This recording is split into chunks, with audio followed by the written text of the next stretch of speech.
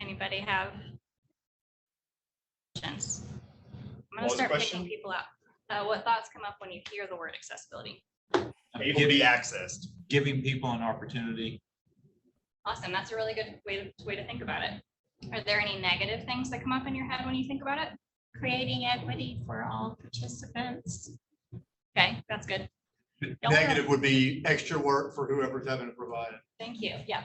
I think that's a big one that we get. Does anyone feel that pressure? Like that this is a lot of work, or you're kind of concerned that you don't know how to do it and don't quite, have the resources, time, whatever. I think time is the biggest resource that's missing from folks, but okay.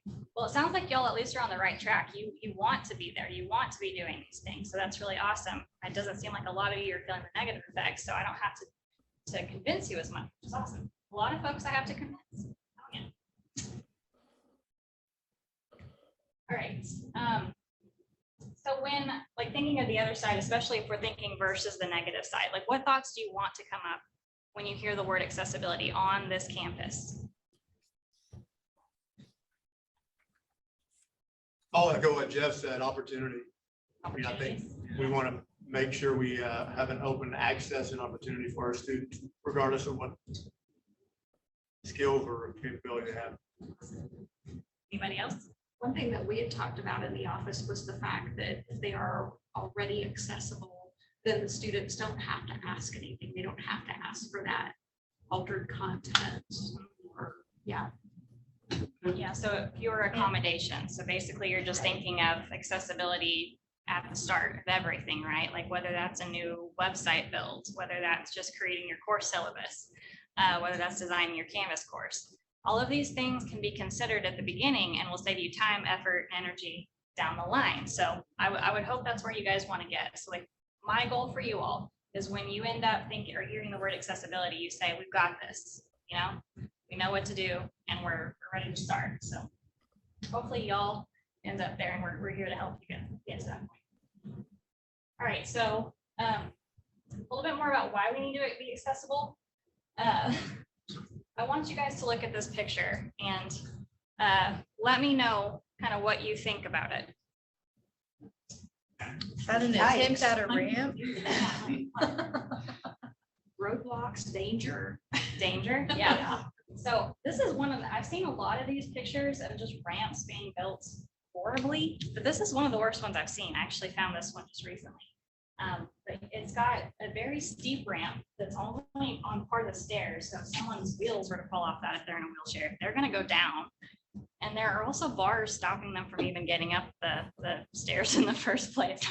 So we obviously don't want to put these blockades in anything that we're doing. So again, whether that's a Word document, whether that's a Canvas course, but that's in essence what we're doing when we don't think about accessibility from the start. Some of these may not be as extreme, obviously, as this case, but they do still have a really big impact. I don't like to talk about this piece, and I let Joy and Dr. Grover know this when I met with them, but there are legal requirements for everything that you all do to be accessible. The first one I like to mention is the Oklahoma Electronic and Information Technology Act, which is, it was actually passed in 2005. So when I talk to folks in the state, nobody knows this is a thing. So that's a problem on our state, and it's something we at Able Tech have tried to work through, but we can only do so much just as a small organization. But there is a legal requirement via Oklahoma. So that means anything at a state agency, public university, public school, those all have to be accessible. So we do have a legal requirement there.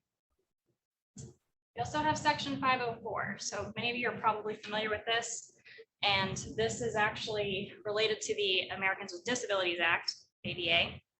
Now there is some debate as to whether or not the ADA applies to digital content versus physical content. And I'll talk a little bit more about that here in a second. But basically, the Section 504 law is intended to make sure no one's excluded from anything that's receiving public or federal funding. then we have Title II of the ADA, which extends that basically to anything that's state, local government service program activities, regardless of whether they receive any federal financial assistance. So there are basically several layers of protection. I could also talk about Section 508. How many of you heard of Section 508? Yeah, a few of you. Okay. So if not everybody's heard of you, a lot of times digital accessibility gets equated with Section 508. So if there's anybody that's heard about it, I wanted to clear up misconceptions, but we'll just kind of skip that since not many of you have heard of it to begin with. So one thing I wanted to mention in addition to this, while we're on this ADA slide, there is actually some new guidance coming out in April from the Department of Justice. And basically what that will do, we hope, we don't exactly know, but we hope that it actually shores up that disconnection between the ADA applying to digital content versus just physical content. So basically, you might see a bunch more lawsuits coming up. A lot of this being kind of put to the forefront. I'm hoping that it actually gets our state governments to pay attention and actually kind of put some of those markers in place to make sure we're all doing this and giving everyone the resources. But that is something that's coming. So I'm excited for it in a way, but also terrified because it could open up quite a flood here.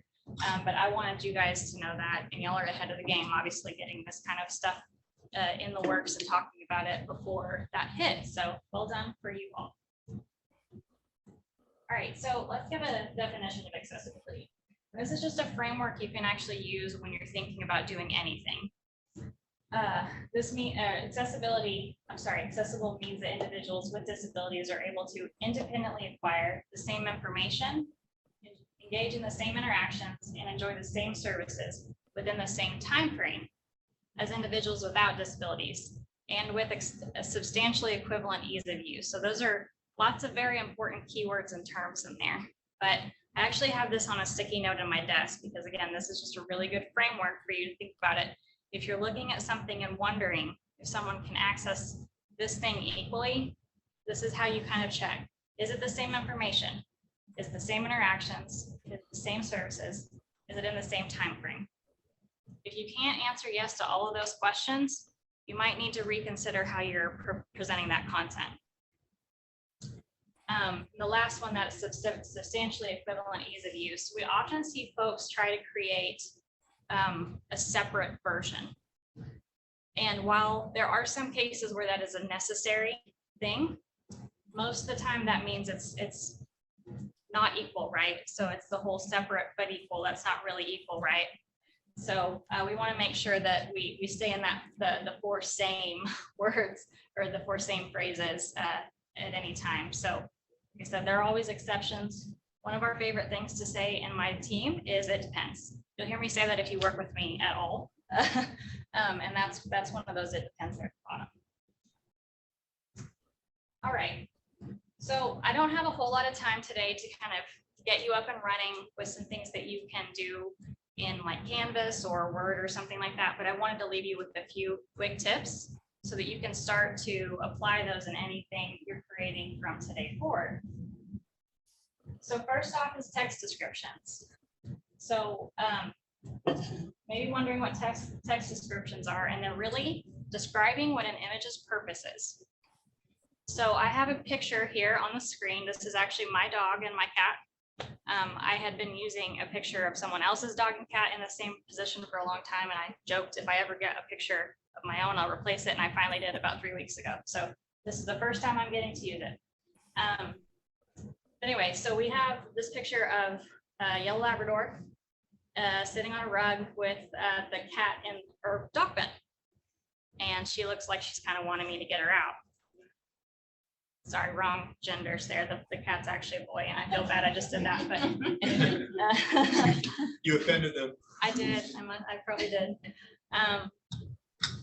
Anywho, so this image, if we were to have this in a piece of content and someone is not sighted, they're not going to be able to have any idea what this content is there for, right?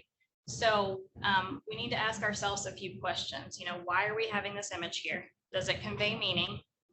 And if so, how do we get that meaning into the content? There are several ways we can do that, but first, I kind of wanted you to take a stab at trying to put a description onto this image.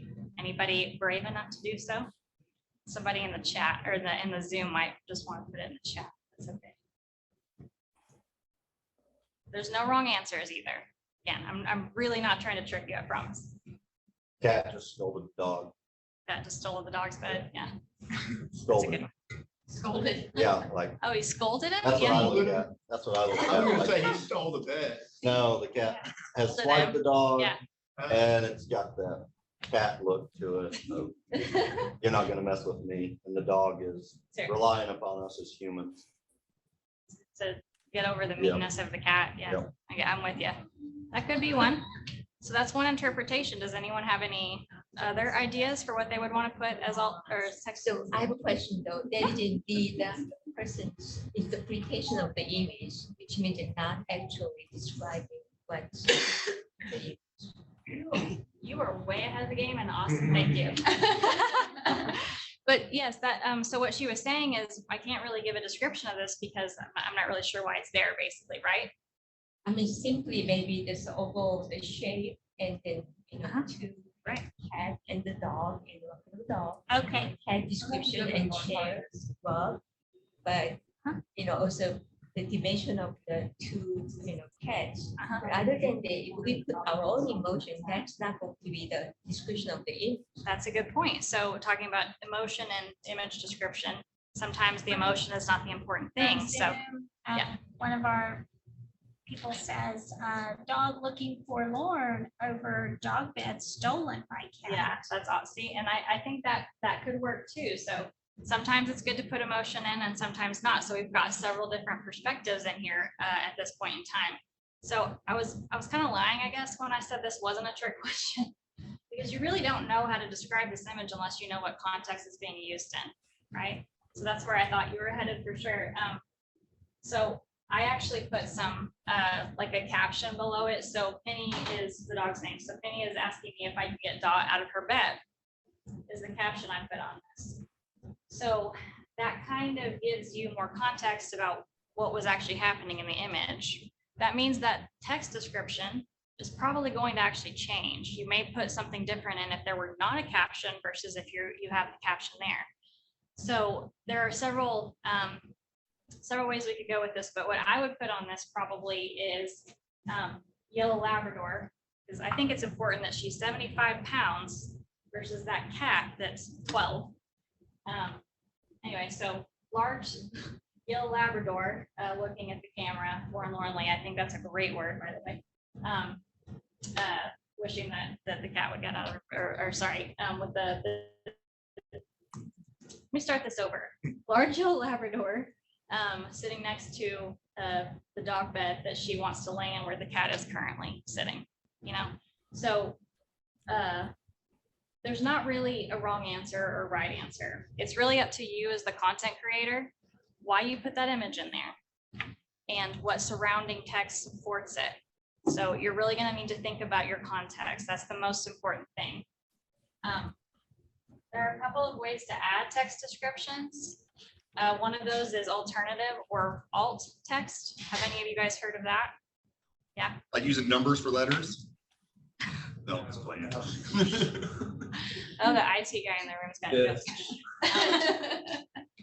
Yeah, at least I got that one. Hey, that's cool.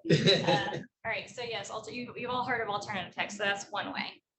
And that works if you have an image that's pretty simple, so some rules about alternative text you probably want to consider. Keep it pretty short. You can put a period after each sentence to help the screen reader pause. The screen reader will pause when it's announcing all that alt text. That's just one quick tip. So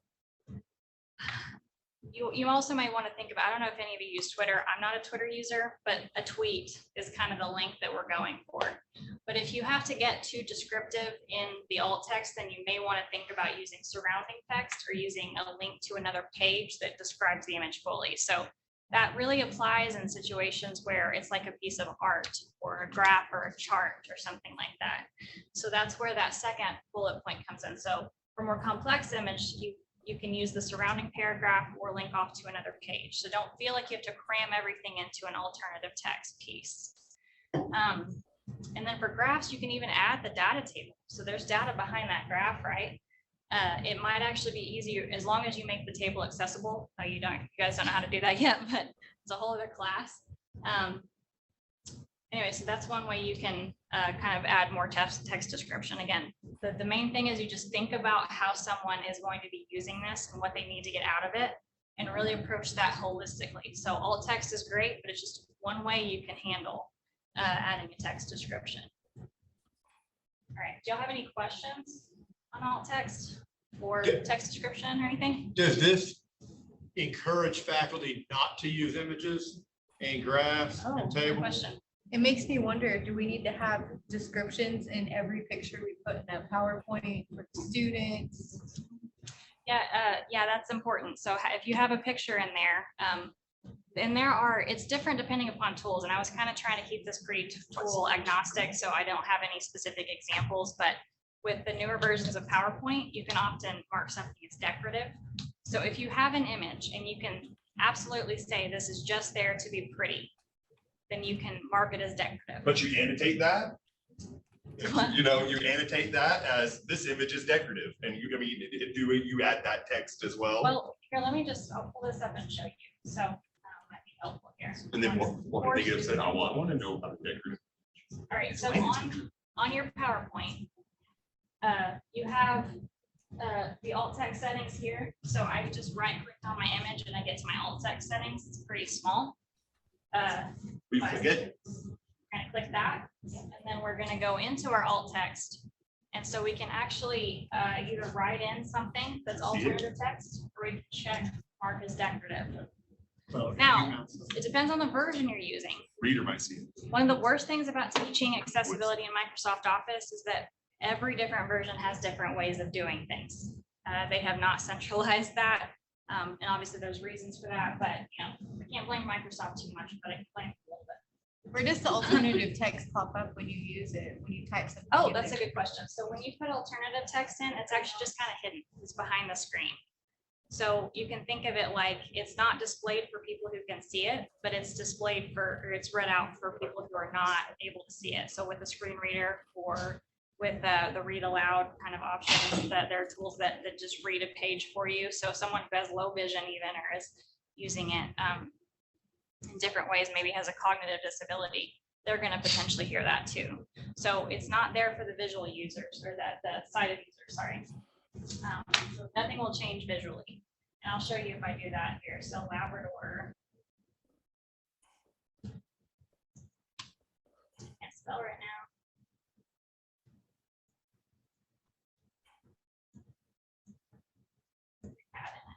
Okay, so I put my alt text down there, I close it back down, and you see nothing's changed on that image. It's just kind of behind the screen. So a lot of the cases with accessibility, you're kind of adding context behind the screen that is just there for that assistive technology, such as that screen reader. So there are a lot of cases like that. Also, those dogs really have been running all around. They're back. The too. poodle looking dogs? Yeah, the doodles. There's a black one and there's a red one. They live across the street. I was confused when I first pulled in. I was like, are these the campus dogs? There's cats over there in the fire administration. We can go over and see that. I mean, obviously I'm an animal person, so I saw the dogs and I could not say anything. All right, that's a really good question. Yeah, and every image does need to have some form of that. If you have a version of a tool, whether it Canvas, I know, and Blackboard, for any of you who are using Blackboard on this call, most modern tools, they have a way for you to add alternative text. Some have that checkbox for mark as decorative, not all of them do. So if you do not have that, what you can put in there is just decorative. And that's it. So I just think I need some help clarifying this. So if somebody is sight impaired, there's a technology here that would enable them to click on the picture and tell them what's in the picture. Basically, yes. Okay. The read aloud, that's what it's called? Read Well, aloud? there's a tool called Read Aloud. That's one example. Screen readers, some examples of those are NVDA, and JAWS is another really big one. JAWS costs money. NVDA is free. And I can kind of, give you guys a demo of that if it would be helpful. We're at 20 till, so I can do some talks after or whatever. I just don't want to take up any more of Jay's But ideally, it means they're hearing all this. They're hearing all of it, yeah. So about our, so someone who's not sighted, they're having to rely on the other senses. So those assistive technologies are giving them an opportunity to use those other senses. And unless you put the information in for those assistive technologies to use, they're not gonna have access to that information. So what if you have a voiceover or a power, Voiceover PowerPoint? so you're recording your voice while you're showing the power? Sure, that would need, so that would kind of be a different case. And it would be, so we're not really worried about folks who are blind necessarily in that case as much, especially if you as the instructor are really describing everything that you're doing Right. visually, right? Yeah. So you're basically covering the sighted user at that point. Then we need to make sure it has captions for those who are deaf or hard of hearing. But yeah, for that folks who are visually impaired, you're probably okay. So what's the line between a decorative image and an image that's used for?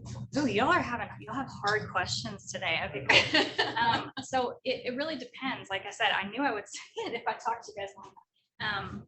The decorative, it's kind of like, if you think of a document that's got like a header, that's got a really pretty design on it. That's a very defined example of decorative, right? Another example could be, if you have some, we don't recommend images of text, but if you have an image of text and it has a caption below it that has the text in it as well, which I don't know why you would do that, but it'd be duplicative, right? So we don't need to put that that in there. That would just be marked as decorative. We'd want, and by the way, on the web and on any of these tools that are newer that have the mark as decorative checkbox, that completely removes that image from being announced at all to someone who's using that assistive technology. So sometimes you have to think really carefully, do I want this image, do I want them to know there's an image here, period? Because then you still may need to put alt text. Like I've learned some things over the years doing this. There was an example I'd never really thought about, but it was somebody in a med school class, and they had this really complex image of some of the muscles of the knee. And I guess this instructor had taken or marked this as decorative in essence, removed it from there, and they didn't know that image was there. But what they would have preferred was the image be there, not fully described right there, because it's probably described in the text itself.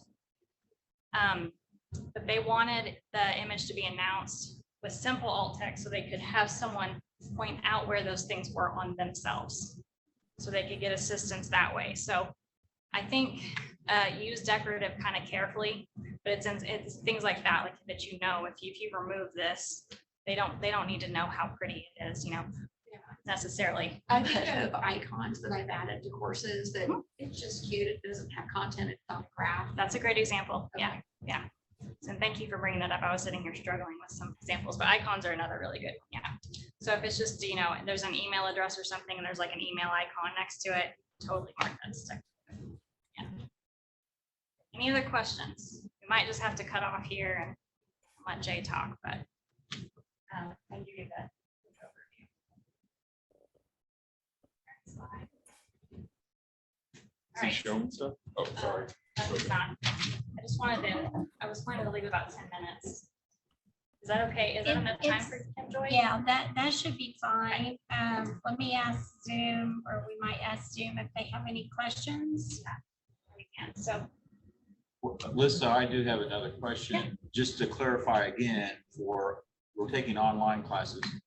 Don't online classes operate the same way as face-to-face, that if a student does need an accommodation, aren't they required to let us know that they need the accommodation? yeah, and that would be a good question for you, but yeah, they're required. So, you know, the issues are going to be different, but the process is still 100% the same. All right. All right. So if I have any more questions coming in from Zoom?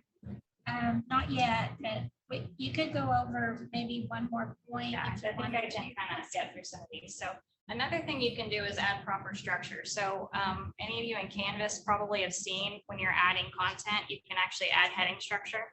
Do all of you know how to use headings, or should we go over that one really quick? Because that's a really big, okay. So heading structure in essence forms your table of contents for your document, no matter what it is. There are tools in Canvas, Blackboard, Word, PowerPoint even has headings. That's the title actually becomes a heading, like if you pull it over into the PDF, for instance. So all of these tools have that structure behind them. It works very similarly to that alt text. So the question you had about where the alt text goes on the page, that heading structure isn't visual to you as someone who's sighted, or sorry, simple, but it is there on the back end. So, you know, if you're thinking of a document, you know, like I have this pretty big text on my page or my PowerPoint slide right now, and you can think of it like on a Word document or a web page. You often have these areas that are larger, a font size is bigger, they're bold, they're maybe a different color. Those are what we call headings. And they need to be consistent across the content that you're presenting, and especially that document. So we typically recommend you only have one heading one to start. But how many of you do like really large documents, like kind of more book type things? Yeah, okay. No, some yes and no. That's interesting. So those kind of documents, if they are longer, you can have multiple heading ones in that kind of example, because you're kind of saying, well, this is a main area of this really large document. The most important thing is to be consistent. So when we're thinking about heading structure, you want to make sure one heading one, and then heading two is basically a subsection of that heading one, right? So again, think of your table of contents. A lot of folks tend to think when you're talking about heading structure that, you know, your first heading is heading one, your second heading is heading two, your third heading is heading three. And that may be true, but it's really breaking your document into something that's scannable. So if you think back to that visual example, we have the ability as sighted folks, as we're scanning through a document, we can see where those sections are, right? So adding that proper structure lets someone who's using assistive technology do the same exact thing. They're able with that assistive technology, like a screen reader, to go through and navigate to headings one by one. So we're trying to create that same experience again, same kind of interaction with those heading structures. So there are lots of tools out there to help you kind of make sure. Canvas, I think, is starting to check if the proper heading structure is put in. And then obviously Jay is going to talk a lot about the tool that that will help you with that as well. But this is a really big deal. This is one of the most used features by folks who have vision. All right, another thing is using list tools. So basically you just make sure you go and check the thing that lets you add bullets. It's really awesome because it just lets you kind of put in your list and formats everything for you. So keeping in line with the design and all of that. Same thing for tables. Like if you're creating a table, try not to make one manually. You know, it's a lot more work on you. Just use the tool that's built in, and that gets a long way towards something accessible. We also want to make everything readable. So this is another, like the third big concept I want you to think about. I'm going to include a couple of different things in here, but the first one is links. So this link text here is very long. Does anyone have any idea what it goes to? No. Nope, right? Module. Something on the government. But we can rename it something different. Right, you can rename it, exactly. All right, so this is really bad link text, and someone who's using a screen reader actually may have every bit of those letters announced out to them. It's awful. So I'm not going to try to do that. I had a demo there, but I don't want to try to do that now. But yes, you're exactly right. You can change the name of it. So there are tools in any web, you know, Canvas, Blackboard, any web CMS or anything like that, that'll help you do that. And you can also do this in Word.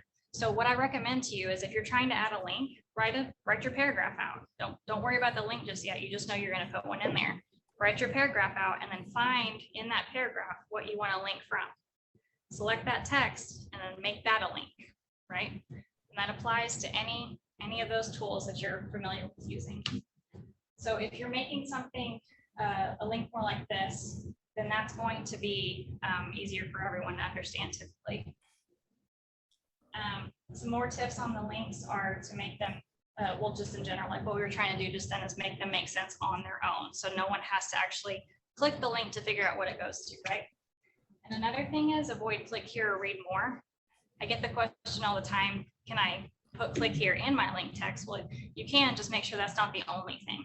Because another thing to think about, screen readers as an example, they can pull up a list of links. If there are a bunch of links that just say click here or read more, they're not going to know how to distinguish those. They're going to actually then have to go to the paragraph content. You know, and again, as sighted individuals, we typically have a little bit easier time doing that, even if it's not fully descriptive. All right, color contrast is another way to make your content more readable. So I have some really dark text on the screen and I'm asking, can you see me? So can any of you actually see this? Sound barely?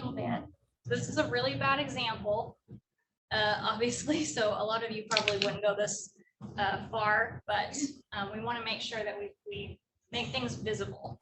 So there are tools that are built in to Canvas, etc., that can help you know if your color contrast passes. And basically the contrast, just so you guys know what that definition is the difference in the color of the background and the foreground. So that applies to text, that applies to icons, that applies to anything that needs to be seen against that background. Your magic number is 4.5 to 1. So any tools you're looking at are probably going to translate it for you and say this passes or fails, but this is the number we're looking for. There's a tool, I was going to demonstrate it, but don't have time for that either. It's called the TPGI color contrast, and I highly recommend you download that, and then you can use it on any documents. So it makes it a little bit easier than having to get the codes from the colors or things like that and put it into a different tool. You could just use an eyedropper and pick and choose the colors. Another thing is to use color wisely. So every time you make content, think of, well, I'm going to put this out in black and white. Is everything still going to be readable? Can you guys think of any cases you've seen where color has been used to denote information, and if you were to print it out like that, it would not be understandable anymore? White or yellow, White or yellow? like Could be. font colors or. Yeah, that might be color contrast issue more than, yeah. But I have seen some folks, for instance, say everything that's important is in red. Well, if it's printed out in black and white, that red's going to look black, right? So this is meant to get you thinking about people who have color blindness. There are several different varieties. Some people even who have low vision struggle with this particular kind of thing too. So make sure if you're adding any color to anything, it's not the only way you're conveying information.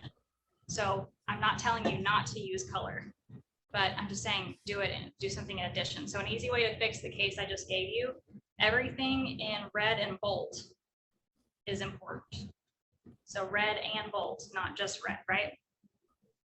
Another thing to think about is like click the green success button, and if they're red and green buttons, both of so yes, confirm, no, cancel, green, red. They don't have any other way of knowing that those are any other text on them. Those are not going to be visible either. So that's another example. All right, so welcome to the accessibility journey. Y'all are just getting started. I hope those tips kind of help you. We have lots of things we can talk about, but I think these are the most approachable, and there's something that you can apply in any particular content you start from today. So just remember those tips: add text descriptions, add proper structure, and make things readable. So sorry it was a little bit chaotic and I had to rush through a bit, but thank you so much for having me, and I will turn it over to Jay. I'm sorry, now I only get him 6 minutes. Thank you, Lisa. Thank you. So much. Hi. Thank you very much. Do you want me to make Jay the host, or are you doing it from up there, Zach? He'll be able to do it here. Okay. Go ahead. All right. Can you folks see my screen? 1 second, please. No worries.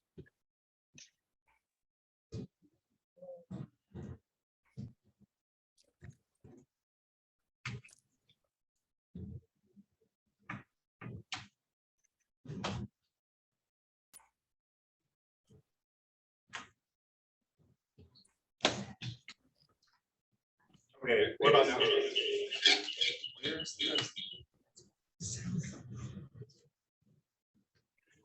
All righty. No sound in this room. The comment was made that our e-textbooks already come accessible, don't they? With the read option and that. Well, probably not, but that's a whole other. It is interesting. The video from the top. Yeah. Is your volume on? Now it is. So, It was off. You want to connect those speakers to your Which computer. makes that only highlight from the beginning, everything. It's very flexible. Yeah. And then I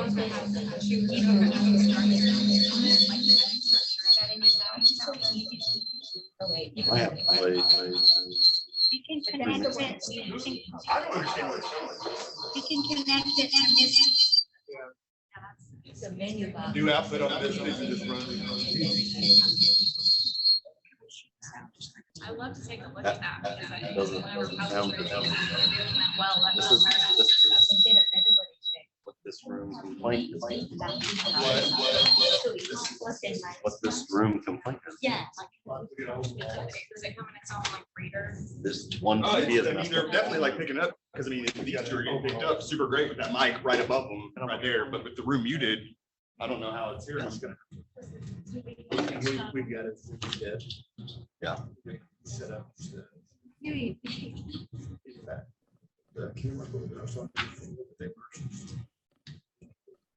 All right, Jay, try it now. All right. Can you folks hear me?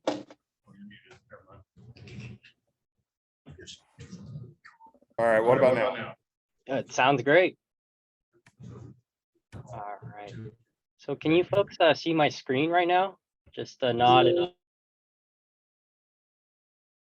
Okay. Great. I'll hear a little feedback. Make sure.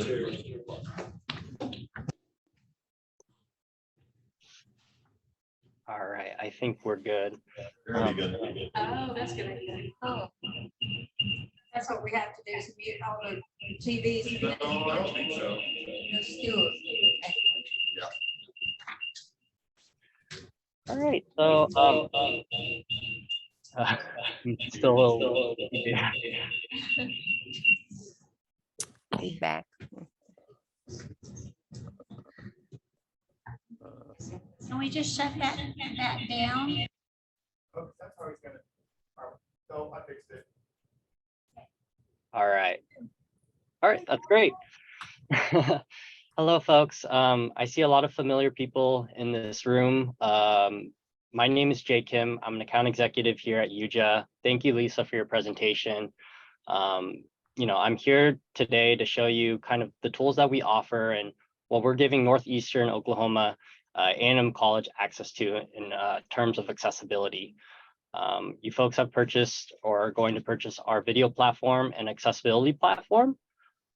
With video, I just wanted to show you very briefly. I know that today we're going to be showing you our other tool, Panorama, but you chose to adopt our video tool as well.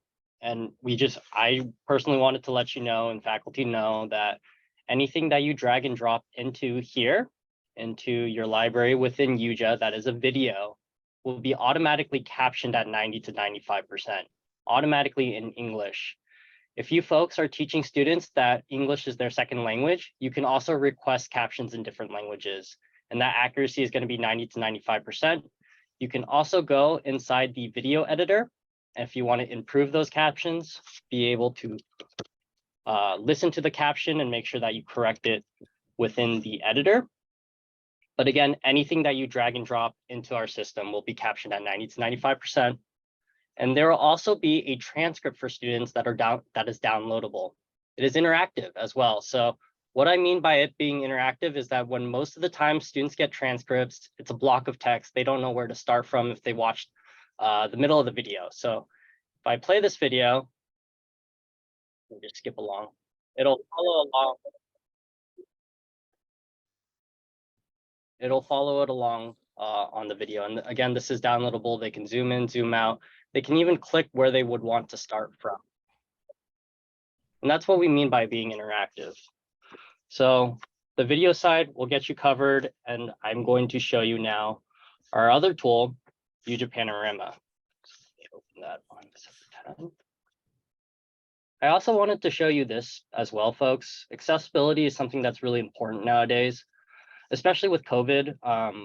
Folks have been using the learning management system a lot more. They've been uploading a lot, and it's not really, it's come to the point where it's not really okay to scan maybe a PDF and put it inside your Canvas environment and call that accessible. Because if you scan a PDF, if you use a kind of a scanner, it's not going to be able to track those words without something like an optical character recognition. How this tool came about is that, I speak to hundreds and hundreds of organizations and institutions around accessibility and about our tool, and there was a clear problem. How do you make sure that your content within Canvas is accessible? What we noticed around the field is that if a student needed an alternative format, a document that is text to speech, high contrast, they would have to reach out to a TA, to the instructor. The instructor would have to reach out to an accessibility service or a disability service. They would have to train the student on how to use the tool. And that turnaround time could be 2 weeks when everyone else got the document, again, 2 weeks ago, and they're already studying on it. And you have a student that's waiting on an alternative format, which could take 2 weeks. So we're really trying to make it an equal level playing field so that when a student receives a document from you, when you upload it inside Canvas, automatically, you're going to have alternative formats given to the students, and they don't have to say a word. We also noticed that sometimes students don't like to speak up about their accessibility concern. They may not reach out to anyone. So what if you had a way where, again, anytime that you upload inside of Canvas, you don't have to do anything as an instructor. These alternative formats are already given automatically. I'll go through them pretty quickly. So we have the original source file. This is just the original document if they want to compare and contrast the alternate format to the document, making it into a PDF. I'll go into the immersive reader a little bit later. The original text file, and the reason why this is important is that students already might be using a tool. They might not be using ours, a third-party tool. So like read and write, and where they just need it to be read out to them. EPUB for students who want to read content on a Kindle. A little bit lower light than the screen. It's more interactive than a PDF because they're allowed to turn pages. Braille, what we do is we change the file into a BRF file so that they can be able to follow along within a Braille reader. Audio podcasts is your text to speech. We will make it text to speech, and it's also downloadable for students if they want to listen to it in their car, or maybe they don't have internet connection. They just, again, they're more of an audio learner. For the folks that teach math and chemistry, we will also be able to read out math and chemical equations out to the students that are even handwritten, written in LaTeX. These are the different formats. So this really should say math and chemical equations, but just know that we can also read that out for students as well. And language translation. So we can also make alternative formats for students that, again, English is their second language. Let's just say that you have folks that are Danish. They can come in and also get alternative formats right here in Danish. As the professor, you have the ability to turn this off. I know that some professors might teach a second language or teach Spanish or French, and they might not want their documents translated. So you can turn that off. We do give some degree of setting control for faculty to control to turn off alternative formats if they choose to do so. Well, we also let faculty know. So since I'm in Canvas as an admin, and even as a faculty member, you're going to notice that this accessibility icon right here has different colors. Now, what a student will see will be this universal accessibility icon if I go into the student view. As you can see, it's just that blue color. But if I leave the student view and I go into the instructor or admin view, you're going to notice that the icons are in different color. And this is for faculty and folks to look at these documents and see what needs to be worked on.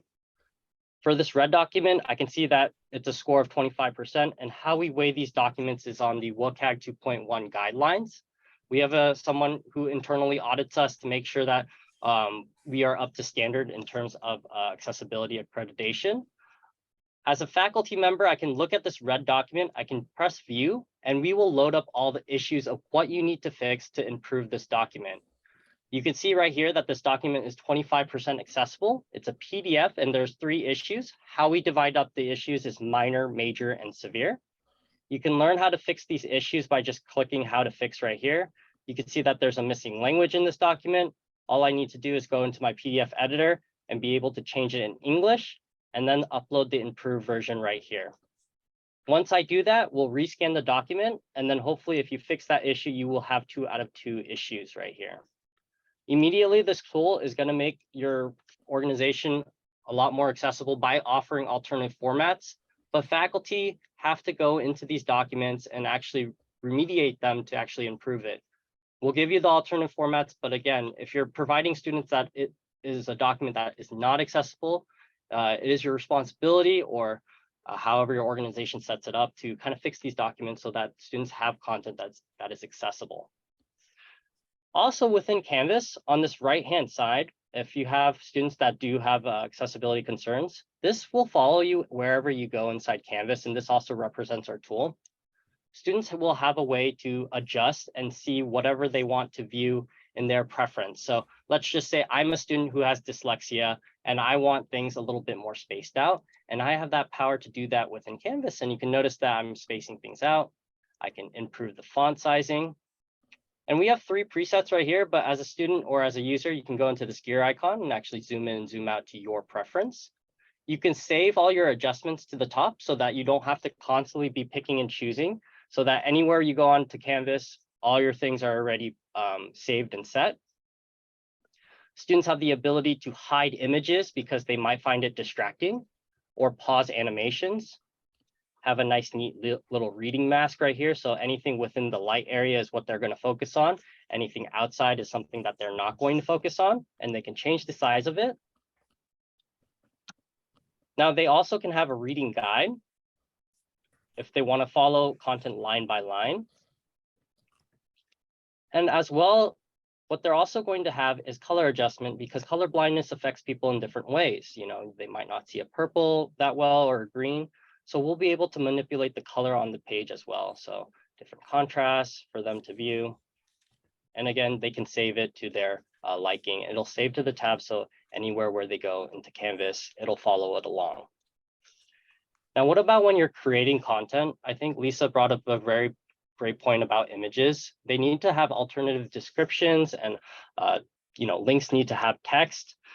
So our tool, while you're creating content into Canvas, because we're noticing that faculty are using a lot more inside the LMS, creating a lot more modules. What if there was a way to make things accessible before you post them? So I want you folks to pay attention to this accessibility meter right here. If I put a link in here, like Lisa was saying, if they use a screen reader, this is just going to read out a bunch of gibberish to them. Pay attention to that accessibility icon, and this is called real-time accessibility scanning. It's going to change. Give it a second. Notice how it changed. This warns me that there's an issue going on. I can look right here, and it says that the link should have a descriptive title. I can learn how to fix it from here, change the link to whatever I want to, update it from here, and notice that it's automatically fixed and I have no accessibility issues. So while you're creating content, you'll be able to make sure that things are a little bit more accessible for your students before you actually post them. So it saves you a little time. You don't have to go back into that module, re-edit it to meet an accessibility need. We'll warn you before. Again, you can put things like images. So if I upload an image right here, let me pull up.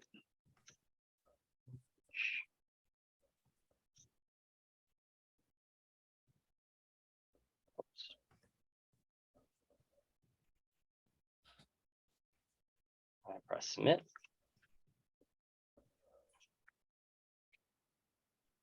It's going to need an alternative description. Beatles album, Abbey Road. Item does not have an alternative description. I can learn how to fix it. I can add the alt text just from here. Album cover. Update it. Again, now I have no issues. Like Lisa was saying about color contrast as well, we'll be able to detect that. So let's just say for some reason you use a light gray on a white background. I type in hello world. You'll be able to see that as a problem and then be able to fix it and even choose the preferred color that you want to. But we choose these as the recommended, and you can update it from here. So this is called real-time accessibility scanning. What's coming, which is really exciting, is making sure that tables are accessible. We'll already warn you about tables. If you drag and drop documents inside Canvas, we'll let you know if the tables are accessible or not. But in this rich text editor for real-time accessibility scanning, eventually, when you do create tables within Canvas, we'll be able to kind of give you those suggestions, and you'll be automatically able to fix them to make a more accessible environment for your students. I know that I went over a little bit quickly, but I just wanted to make sure to cover everything. I know I went a little bit over. Did you folks have any questions or anything like that that I can help answer? Jay, we have one question from the chat. Oh, I see. Tools work for content embedded in pages. Yes, so if I go into, let's just say a discussion.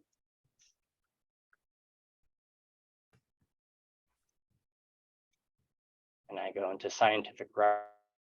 Anything that you put that is going to be downloadable will also have alternative formats within the pages within Canvas, as well as there's an accessibility meter to make sure that things are fixed. So you can see right here within this page, the font size is smaller than 9.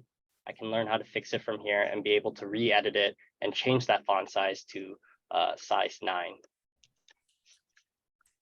We'll be able to read everywhere within Canvas, your syllables, your quizzes. This tool is not just for the home page that I showed you. Anything that you put downloadable or any pages that you create, we'll be able to scan them and let the professors know how to fix and how to make those documents or pages more accessible. Question, Carlos had a question. When you import the course from one semester to the next, does all of that import with it? I couldn't hear that question. Okay, so when you import a course when you copy a course from one semester to the next, then does that all import with it? Carly, you might need to elaborate. So those courses are actually going to be separated. Within kind of this area right here, you're going to see a link called Panorama. Now, what faculty will have access to is their own course report. Admins have access to something called an institution report.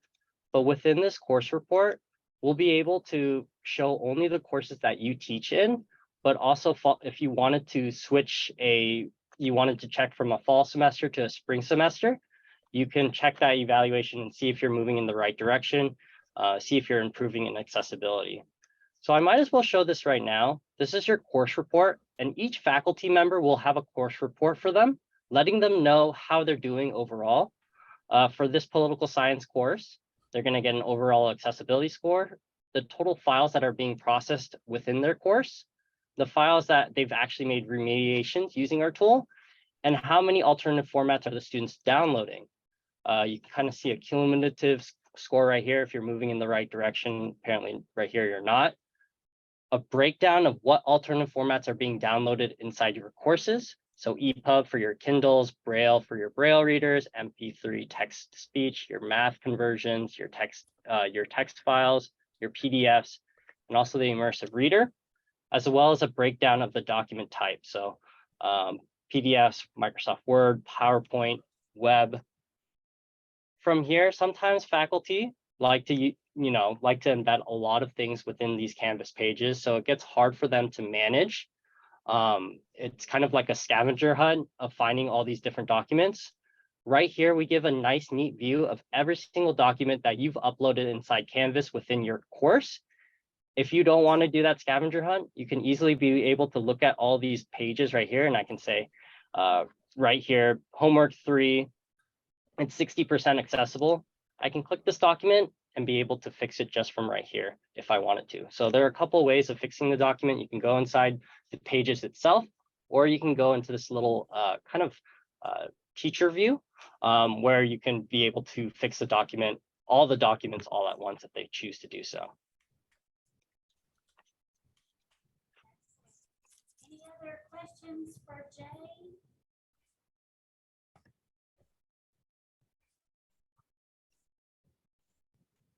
We've got one working here. What you got? Well, she says didn't answer that. I would think if you fixed it in one course, then it should transfer to the next. So if you fix the accessibility issue in the fall, and then you copy that course over to the spring, it's going to be fixed in the spring course as well, right, Jay? Yes, and we will also provide you a report so that you can compare and contrast your spring course to maybe your fall course or your summer course if you're teaching the same class but just different students. Lisa? Lori Hartness had a question. I think overall, I haven't seen UJA today. We work with several, different universities. This looks really helpful, and I think the biggest thing is kind of gamify it for yourself, right? Like that score will really help you. Automated tools, they can't catch everything. So some of the stuff I talked about, like with heading structure, I don't know if it's going to be a CAD for this, and Jay, that might be something you want to talk about later. But with these two, plus this combined, I think you guys can do a lot of great things. Thank you for that, Lisa. Yeah, so for the online learning, again, I just like to reiterate what I've been hearing from a lot of different organizations is that the online learning environment is here to stay. At most, all institutions use LMSs, and they're uploading a lot more because one, the pandemic made everything for online learning, and they already started from there as building blocks, and now it's increasing. We're noticing that since these professors are uploading a lot more inside the LMSs, we're hearing a lot about accessibility audits that are happening to organizations. Most notably Harvard University, which didn't allow documents in Braille. But it's happening in the US around many different institutions where accessibility is becoming a huge concern now. Jay, there's one more question in the chat. Uh-huh. How can Canvas pages figure into this? I tend to create most of my content as pages. We'll be able to read those pages, Lori.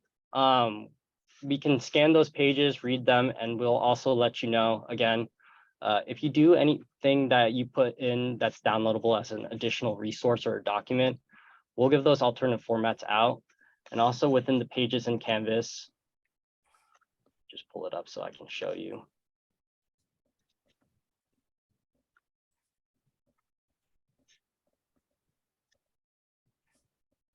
We'll be able to identify any of the issues within these Canvas pages as well.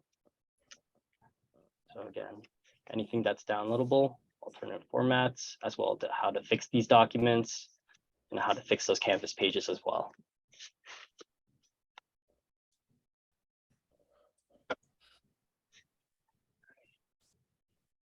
Any other questions? Questions from the students? So folks, questions from Zoom. So folks, whenever you are uploading anything as a video for any of your courses, feel free to use us. Just upload all you have to do is just upload the video inside our system, and we will make sure that there are captions in them, and then share the videos out to the students.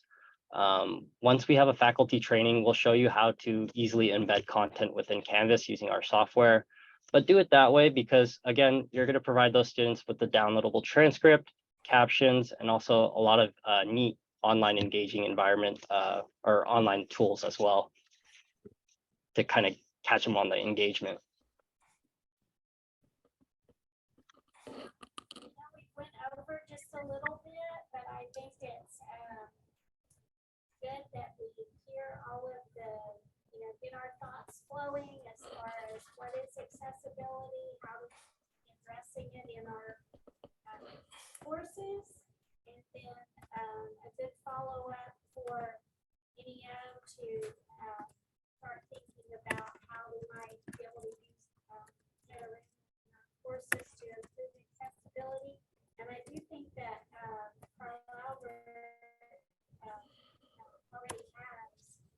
product on board to check accessibility as well within Blackboard.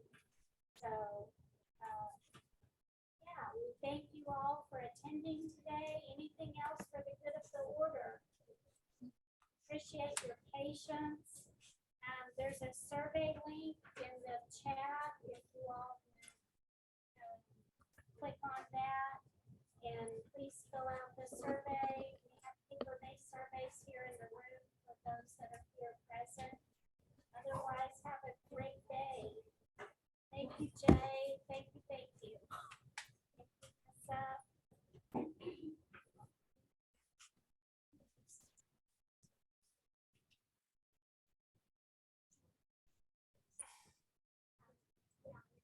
Yeah.